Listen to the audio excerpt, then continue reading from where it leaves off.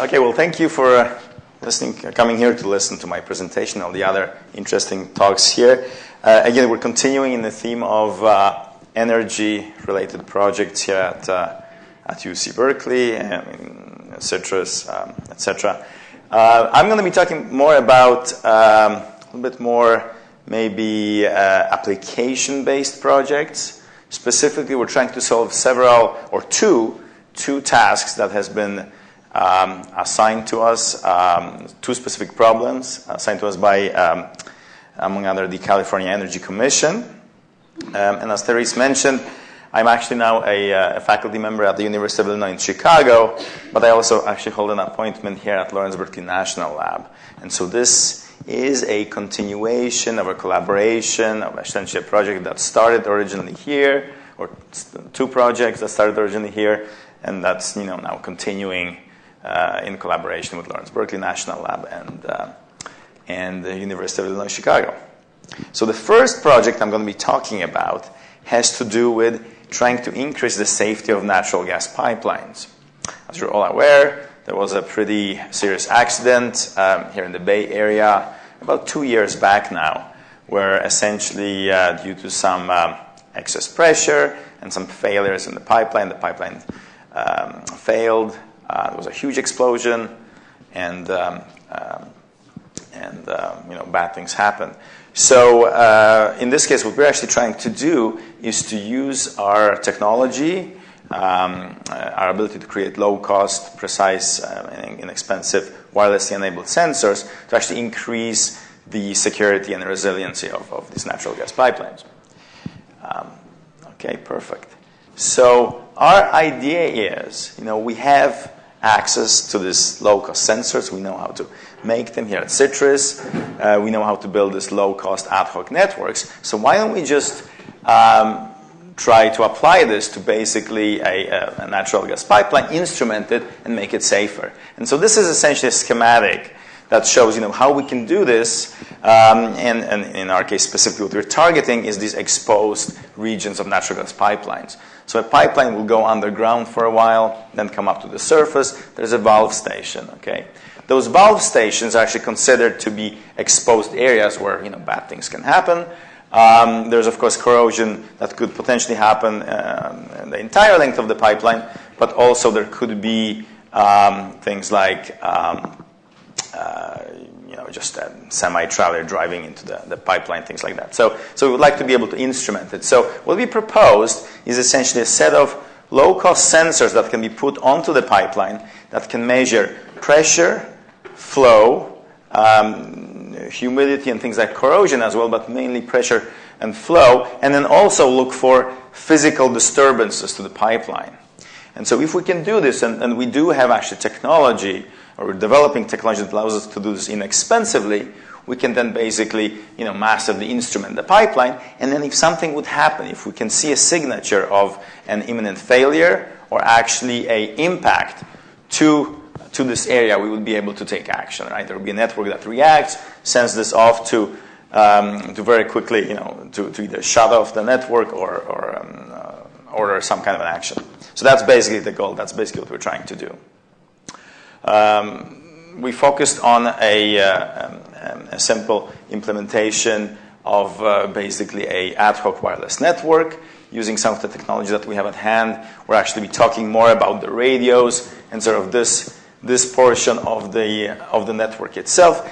I guess I would like to mention is that there is actually interesting advances in technology that make all of this possible, because now we're actually seeing radios and microcontrollers that are getting to low enough power that we can actually create these nodes that basically can run on either batteries or energy harvesting for a very long time, which actually now enables us, to put these things onto these pipelines. So this is a picture of a node that we actually developed here.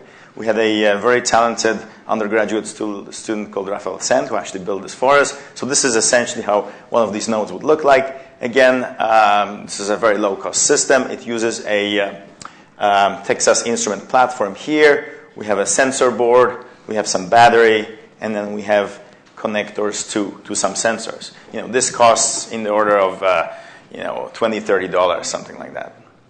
So again, very inexpensive solution, but very reliable. And this mode would actually form a wireless mesh network that can then connect all these sensors together and then relay the information from there on. This is some of the results. So initially what we did is we developed this network using the radio nodes were built here, but we actually used some off-the-shelf sensors. For example, things like accelerometers to measure the potential impact. That's something that we would buy off the shelf. And so here you can actually see some results. We did some tests on the reliability of the network. As you can see here, the network is actually very reliable. So if we plop these things onto a valve station, we can actually expect very good reliability. This is just a single transmission rate. So if you retransmit and we have acknowledgement, the network actually will be 100% reliable. You can see here some sample pressure readings. So basically we can, from these different nodes on the network, this was, I should say, on a simulated pipeline where we pressurize it just to a very low pressure for safety reasons. And you can actually see that we get a very nice response of the pressure coming up. Again, this is using off-the-shelf sensors. Now, these sensors actually are still quite expensive. So our goal is to reduce that even further. And also, there actually doesn't exist, or I should say that doesn't exist, but it's the current state-of-the-art flow sensors are very expensive. So if you would buy those off the shelf, it would be prohibitively expensive to actually instrument this pipeline to the level we would like to do. So one thing that Citrus is very good at doing, we have a state-of-the-art nano fabrication facility here. And even though this nano fabrication facility houses very expensive equipment, and it's, as we heard before, it uses a lot of the energy here, the main goal really of doing things at micro or nano scale is to reduce the cost. And so what we decided to do is to apply these technologies to actually make, reduce the cost of these pressure flow sensors, make them much less expensive. And so I'm going to tell you about some of the results that we achieved. So the first thing that we went on doing is to create an inexpensive pressure sensor. Okay, so the idea there is, can we create a pressure sensor using these MEMS technologies that is inexpensive and that can work at the pressures that we expect to see in these natural gas pipelines. And of course, pressure sensors using MEMS technologies are being built every day. So basically, in this case, what we're doing is we're just tailoring existing technology to the task at hand to create this tailored sensor that can work at pressures that we see in natural gas pipelines. So pressures that go up to maybe 1,500 psi. Okay, so this just shows the principle. We're building a diaphragm on a silicon wafer using stacked silicon and silicon carbide materials. The diaphragm is closed on the inside, so there's a space here. We actually evacuate that space, and then as the pressure increases, you can actually see that the diaphragm will be deflecting. Okay, this is a capacitive pressure sensor. So what happens is we at the same time build a capacitor between the top plate and the bottom plate, and so as the gap of the capacitor changes, we see a change in the capacitance, and then we can measure the pressure. Okay, so very simple principle, but it works very well. These are some of the simulation results here. Another interesting feature of our pressure sensor is that it actually works in two regimes, and it has a potentially large dynamic range. So initially, at low pressure, the sensor is actually quite sensitive because we see a deflection of the diaphragm without essentially touching the bottom. What happens is we get to a certain threshold pressure here where the mechanical structure now changes from just pure deflection to actually a support structure in the middle. And then we can see much less steeper curve here. And so we can still continue to measure the pressure, but now there is a less decrease in or increase in capacitance with increased pressure. So, the sensor essentially it allows us to use the sensor for a large dynamic range. This is some of the fabrication process here. So, again, doing things at this scale, we're essentially building devices at a scale smaller than we can touch and sometimes even see, right? So it is a little bit tricky to do this. We use several steps of photolithography. In our case, we use something called masks to do this. So we actually transfer a photographic pattern down to a very small scale. In this case, this is a 6-mask layer process. It's again pretty straightforward, but again nothing is really easy at this scale, so it takes a little bit of finicking, specifically because you're using silicon carbide, so that we can actually have this dynamic range in pressure over a pressure sensor. And so what we've done is we fabricate on the silicon substrate a whole array of these sensors, right? And they all deflect with the pressure. And that allows us to have a higher sensitivity, lower noise, just because we essentially have a large set of these parallel plate capacitors that are all deflecting in tandem. So it's a pretty neat design there. And this basically just goes through the fabrication process. And so we're growing and etching these layers. So in this case, we added some silicon dioxide. We're then going to grow silicon carbide on top of it. And then by etching away the oxide, we can actually create the diaphragm. Okay? Of course, the problem is that as we etch things away, there has to be an access hole, right? So we actually have to let the acid go in. This is a little bit tricky part of the process. So then we actually have to grow another layer of oxide on top of it, post-release, which is a little bit tricky with MEMS. Okay, so this is how basically this array would look like, right? So this is just a finger. That's the array. Again, it's tiny, but the main point of this being so small, it is now very inexpensive. So even though it's a complex process, we can run this wafer through a lot of expensive tools, we can actually create many of these sensors at the same time, right? And this is why this is so inexpensive. So we're looking at, the final price of this device below $1 for a sensor, right? So this is really inexpensive. So our first pass, again, nothing is easy. In the first pass, we used a little bit too thin layer of silicon carbide, and so you can see here that we actually see a deflection even at atmosphere pressure. So we're currently revised the layout, and we have refabricated the devices, and we're currently testing them, and now they work at a much higher pressure. Okay, so that's essentially the update regarding the pressure sensor, low-cost pressure sensor. Again, microfabrication technologies allows us to do this really inexpensively, such that we can then put more of them essentially on the pipeline. Are there any questions about pressure sensor or anything up to this point?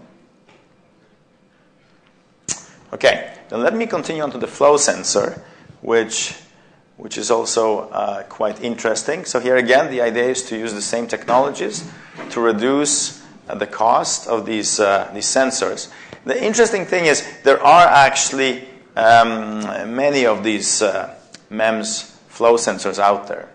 And they work very well. They're very inexpensive to fabricate. Usually, though, they're based on a thermal conduction principle, right? So we create a filament that we heat up, that are in a gas flow, and then we have temperature sensor on both sides. And if there's a gas flow, we know the pressure, we know the thermal conductivity of the gas, then we can calculate how much heat transfer we should see on both sides. And it's a very reliable process. The problem of using that principle in natural gas pipelines is intrinsic safety, right? Obviously, natural gas pipelines carry a combustive mixture or potentially combustive mixture of gas, and so putting a heated filament that, if there is an error, could actually potentially heat up, beyond its specifications, and potentially be an ignition source to, if there's a combustive mixture, is not very advisable. So what we've done instead, instead of using that very, very well-known principle, we've actually decided to use dynamic pressure. So we're not heating up the gas. we're actually creating a micromechanical structure that will deflect based on the gas flow flowing to the gas pipeline, and then based on that be able to calculate what the gas flow is. And these sensors similar sensors has been done before. The tricky part there is to make it virtually insensitive to temperature changes, right? Because we would like to install these things. They're going to be installed in an outdoor environment. Temperature is going to fluctuate. And so, that's a little bit tricky. So what we've essentially done is we've created a microfabricated paddle, okay? And again, microfabricated because we want it low cost. That's going to be inserted into the gas flow. But then at the end of this paddle, so the paddle can essentially bend this way, at the end of the paddle there is a set of capacitors, okay?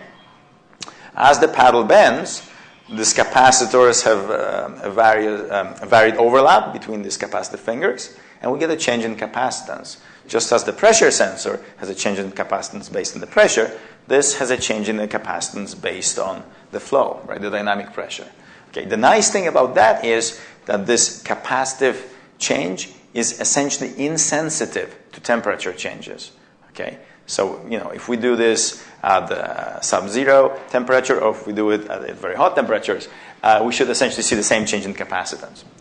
All right, but mechanically it's a little bit tricky to achieve because you have those fingers very close spaced together. So this is just some of the simulation here, and you can see here how it should work as this dynamic pressure pushes on the paddle coming from here. This is some simulation here showing that with increased gas velocity, this is at 400 psi pressure in natural gas, we actually see a change in capacitance of about 30 picofarads, which is actually quite good.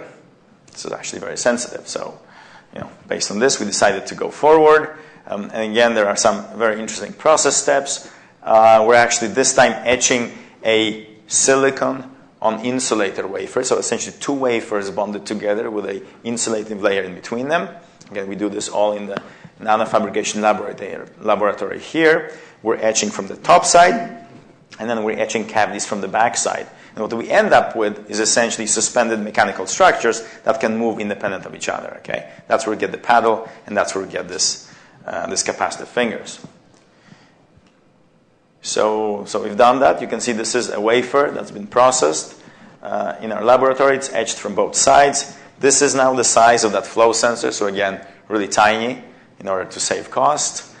This is actually a optical micrograph of that sensor. You can see here the capacitors, right? These very tightly spaced fingers that will then change in the overlap. So we can measure how what the dynamic pressure or the deflection of the paddle is. There are essentially hinges here, so this thing will actually flex this way. You can see some scanning electron micrographs. We actually had to resort to some structures along the beams, and this is just essentially to prevent some of the etchants to over-attacking this beam. So one of the tricky things in MEMS is to actually transfer your design, what you design, to the actual device. So we had to add some structures here to make sure that we can transfer this very precisely. And again, here you can see the capacitive fingers very tightly spaced together. And so these are actually some tests that we just recently did on the rig that we have. So this is basically an airflow tunnel where we can actually push the airflow through. This is done at essentially sea level pressure and at room temperature, using a device that was fabricated to respond to those conditions, right? And so you can actually see here the response in the capacitance from those tests. And again, we have that slightly nonlinear curve, but you can see it responds quite well to dynamic pressure. And at the sensitivity of 10 picofarads is actually quite sensitive. So our sensor works. It's very inexpensive. The cost of the sensor is a little bit more expensive than the pressure sensor because it's slightly bigger. So we're looking at maybe $2 to $3 per sensor. And so right now we're actually finishing the fabrication, and we'll be doing extensive testing, in actual high pressure environments. Okay, so that actually concludes my presentation on natural gas. Are there any questions at this point? Yes. Igor? Uh-huh. I'm not familiar with this very much, but you know, in metals, with flexing, you can get crystallization and failure after so many cycles. Is there a similar phenomena here that you have to worry about from a lifetime point of view? So that's a good question, actually. As long as you are in the elastic regime, you don't see any fatigue in this kind of situations. If you then continue past the elastic regime, then yes, you see a little bit of a failure and a creep. But we actually have stoppers to prevent that. So even if there would be an excess, flow and deflection, then the structure would not flex beyond that. Yes? Oh, will the rust or hydrates or other contaminants in the gas build up on these sensors? That's a very good question. So this is made out of silicon, right? So there could be potentially some possibility for oxidation. There are ways we can passivate this. And specifically, what comes to mind is we can actually put passivation layers that are essentially atomically thin using a process called atomic layer deposition. So further down the line, we haven't actually gotten to that point yet, but that's something that definitely we should consider. Mm-hmm. Yes? Did you find any issues regarding boundary layer flow? Right, so that's, are you thinking in the pipeline or are you thinking around the sensor? Around the sensor. I mean, when you get such small dimensions, I wonder if the boundary layer starts to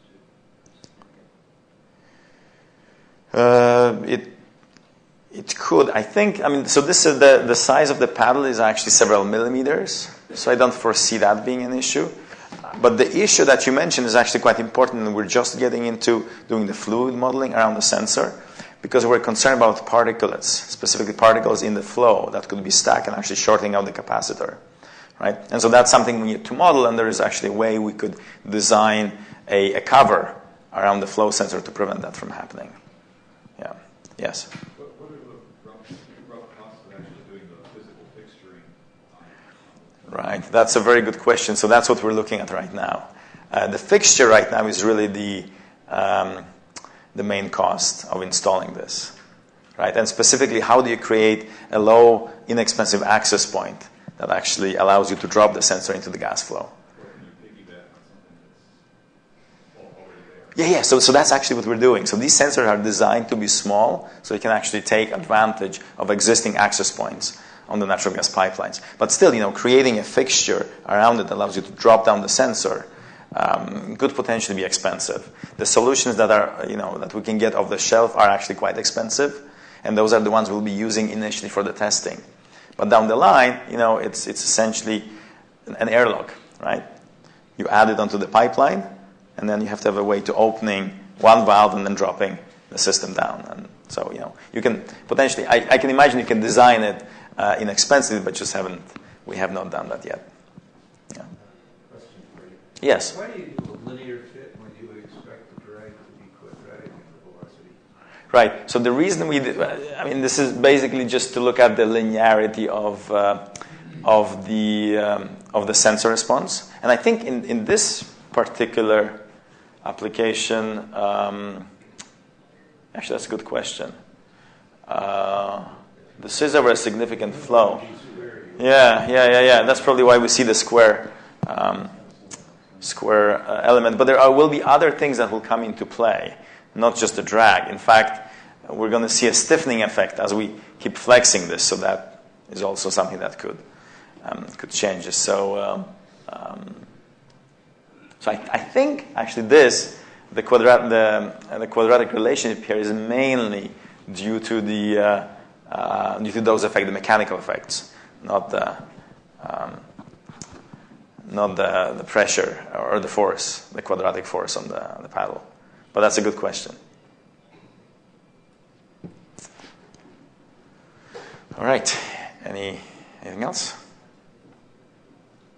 Okay. Well, thank you very much.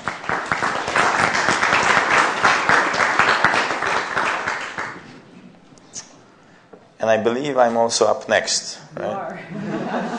Okay. All right. Between us and a break. I know. How are we on time? We started 15 minutes late. We're just about 10 minutes late now, I think. Okay.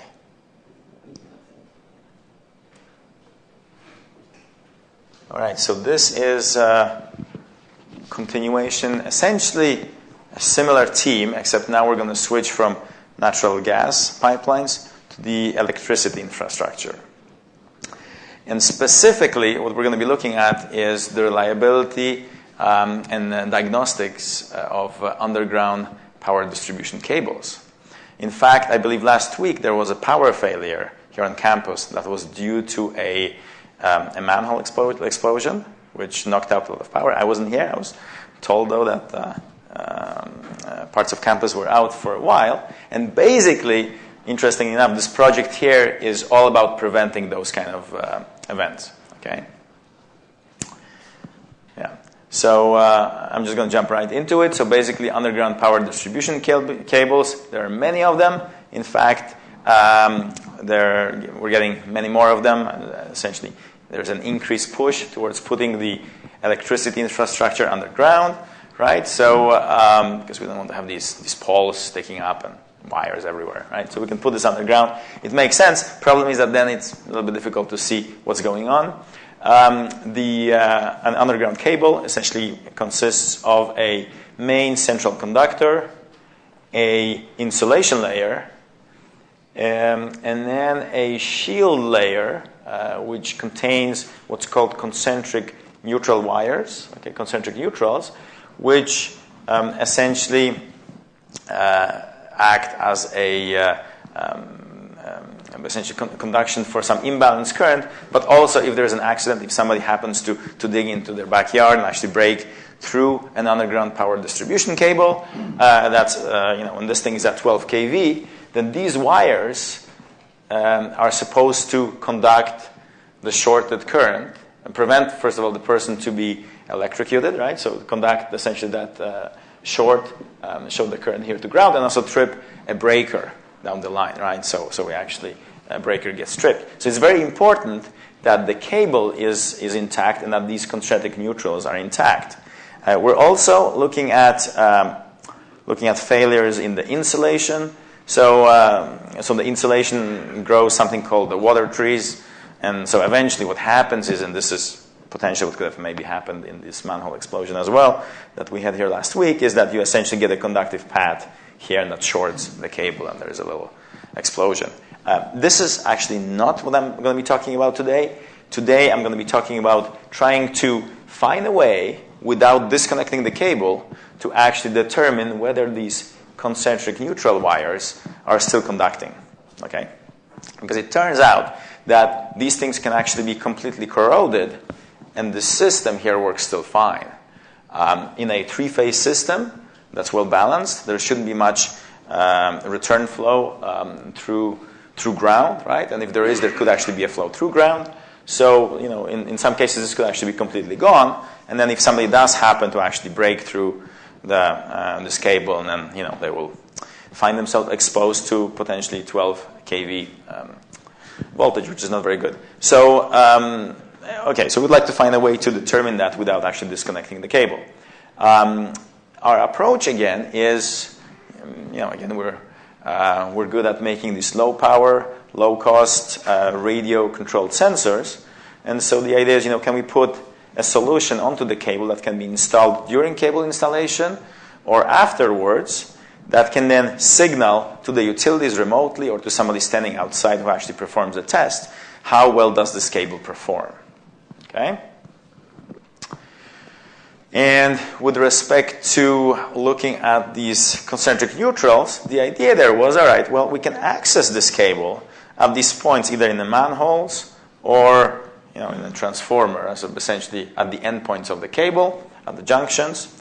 And so if we can put either a bracelet or some kind of a magnetic sensing device that can create a scan of the magnetic field of the cable, and then use that magnetic field to infer what currents flow through these concentric neutrals.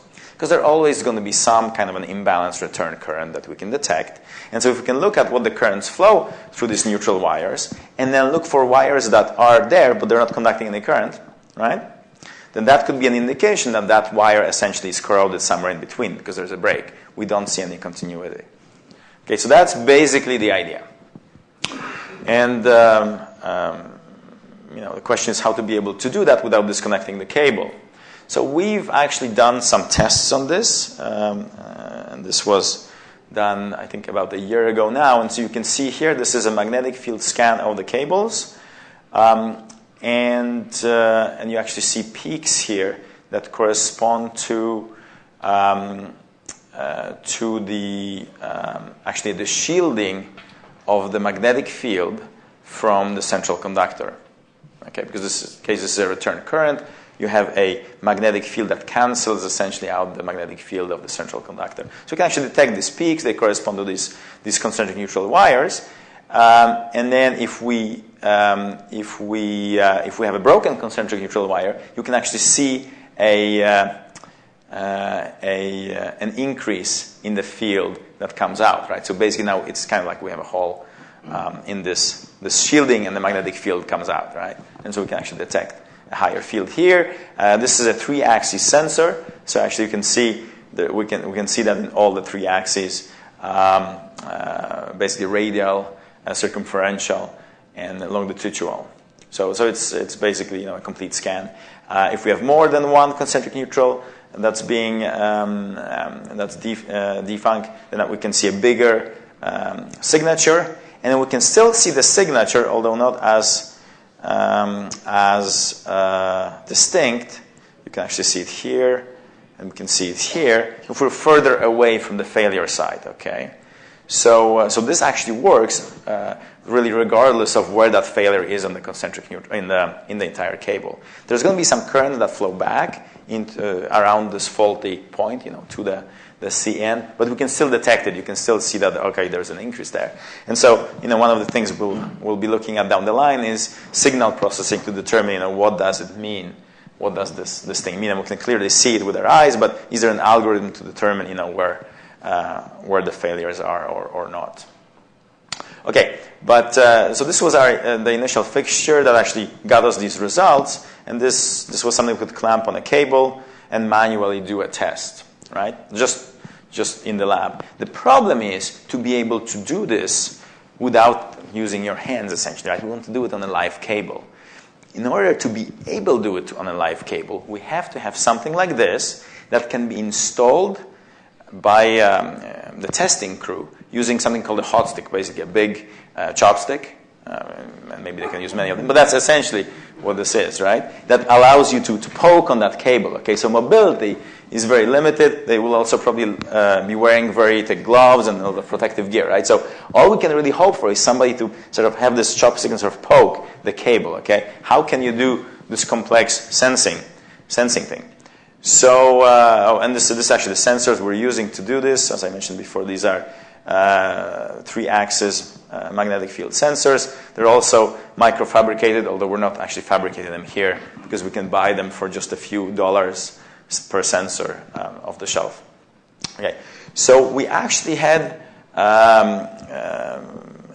two.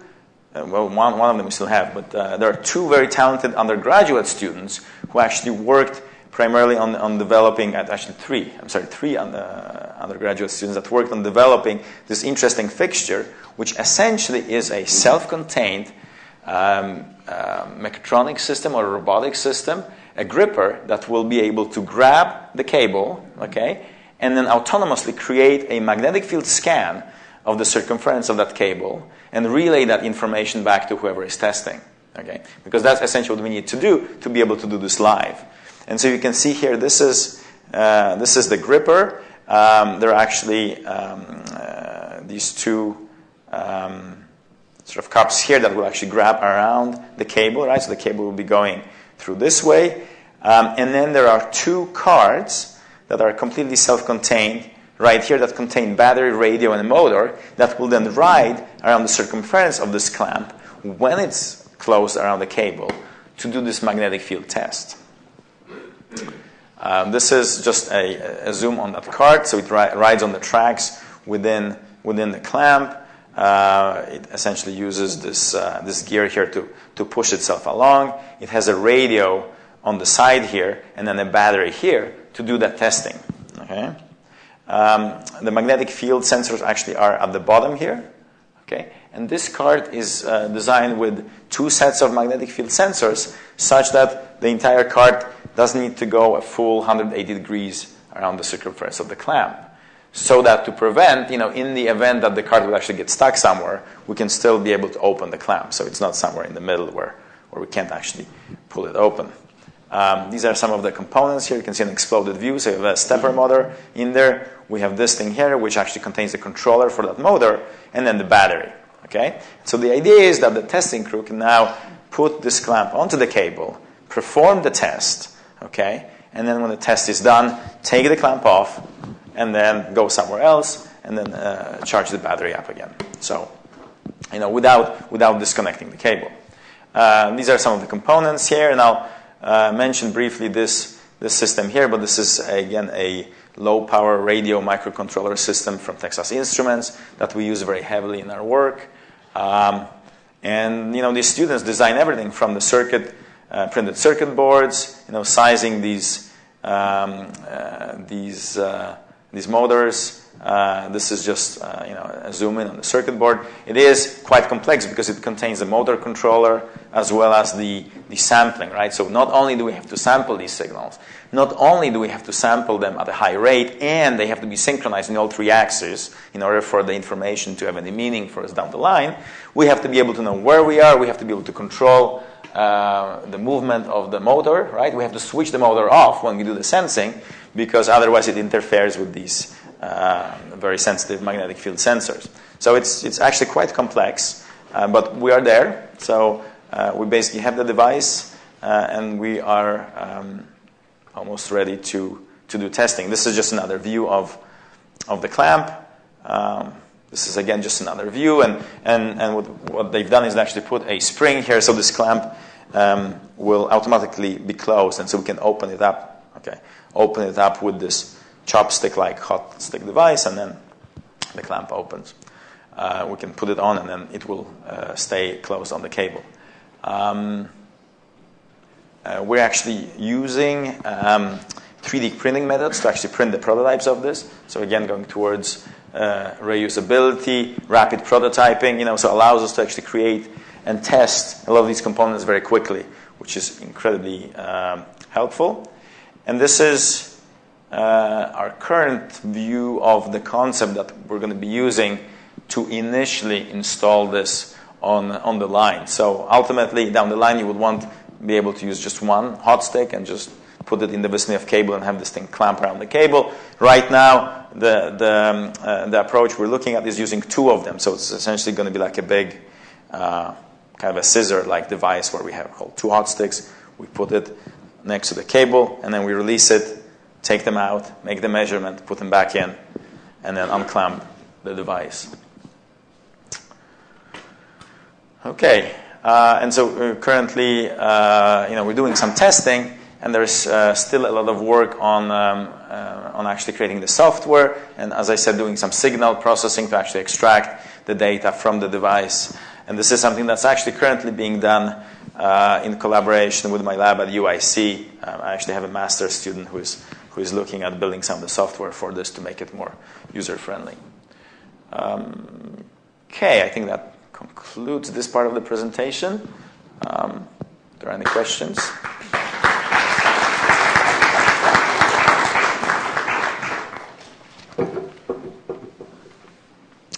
Any questions? Yes? I think you're actually moving this device horizontally through the cables, while it's scanning it as well? No. In this case, we only do a scan in one place. There wouldn't really be any need for it because you wouldn't necessarily gain any additional information by moving it laterally on the cable. Right? So once there is a concentric neutral that's broken, it will not conduct current. Okay? And it's not going to conduct current whether you make the measurement here or here. Yeah. Yes? Yeah. Could you use the same technique to instrument cables to provide current monitoring in addition to this? Of course you can. In fact, down the line, our approach is to miniaturize this even further and actually be able to install something that doesn't require any maintenance and that is self-powered, right? And that sits on the cable. In fact, that's we're continuing in that direction with the project here. So, and then you can very easily add other type of sensors. Current sensor is something we would like to add, probably temperature sensor, right? So we'd like to do an entire condition monitoring. Ultimately, the goal is, and so what's kind of interesting is, if you can have a sensor that's self-powered, right, and you put it onto the cable. See, new cables are going to last for 40, maybe 50 years, and only then, the cable should call the utilities and say, okay, now I need to replace me. So there is some very interesting engineering that needs to be done to make sure that happens. Yes? Does this device help you to locate where the problem is, in addition to locating, determining if there is a problem? Does it tell you where? Right, so it may potentially, definitely it's going to tell you there is a problem. There could be some relationship between where the failure is and with respect to the strength of the signal, so you might be able to get a rough idea. The way these tests are done currently, right, is you basically unplug the cable from both ends, and you send an RF pulse through it, and you look for reflections. If you do that, you actually get a pretty precise location, assuming you know the velocity of propagation of your RF wave, where the failure is. So, the other thing you could do is, obviously, if you see there's a problem, the cable, you need to replace the cable. So you could then unplug it, right? And then you can do this other technique, because you're going to unplug the cable anyway, and then you get a precise location where this is. Yes? What sort of radial resolution do you need? Could you use multiple sensors with enough density? Yeah, you could. Flux steering or something. That's right. So that's what we need to figure out exactly, is how precise we need this. This is just the first prototype. We're currently using a resolution of, it's sub-millimeter. I think we have 2 steps per millimeter, just for a single sensor. But yes, if you add more sensors, you can certainly increase the resolution. Yes? Actually, playing into that, one of the things that we had looked at on this project at one point was a bracelet with a large number of sensors on it. And the reason why we went with this direction with the rotating mechanism was instrumenting that many sensors was proven to be problematic. So it's not to say that we might not be able to go back and look at something like that again, but it's just this was proven to be a simpler way of looking at the field, rotating a couple of sensors rather than having a giant collection of them. So it's an interesting microfabrication problem, as opposed to have one single magnetic field sensor, to have a sensor that it's flexible, you can wrap around, and where you can actually figure out where, do like a scan, right? So that's a challenging problem. We're looking into that, but right now we have this mechanical contraption to do the scan. Yes? You foresee the day when sensors cables will be manufactured with sensors? Cables would, yes, definitely, right? So that would be ultimately the goal. But what you have to realize is that cables that are being manufactured right now are pretty darn good, right? And they do, they're very resistant to water trees. They're corrosion resistance. You mentioned, cable manufacturers have actually, spent decades researching this problem. So they're very worried about, okay, now you're going to put a piece of silicon into that cable. What is that piece of silicon going to do to my cable? Am I better off just not talking to you and then having a good cable, or should I include it into my system, right? So it's actually a very interesting problem. How can we design these sensors to be not only small, low cost, but also non-intrusive and not impacting how this cable performs over time? And you're talking about 40, 50, 60 lifespan, right? So how do you even model, how do you even test for those kind of lifespans? This is not just accelerated temperature testing of electronics. This is a whole different ballgame. Yeah, so very interesting. Well, I was thinking of a backhoe, the front end of the backhoe being censored to sense the cable. Oh, I see. Right. Definitely, right? That definitely could be done. Yeah, and in fact, why that's not done yet, I don't understand. But yeah. Mm-hmm. Okay, I think that's pretty much it. Thank you.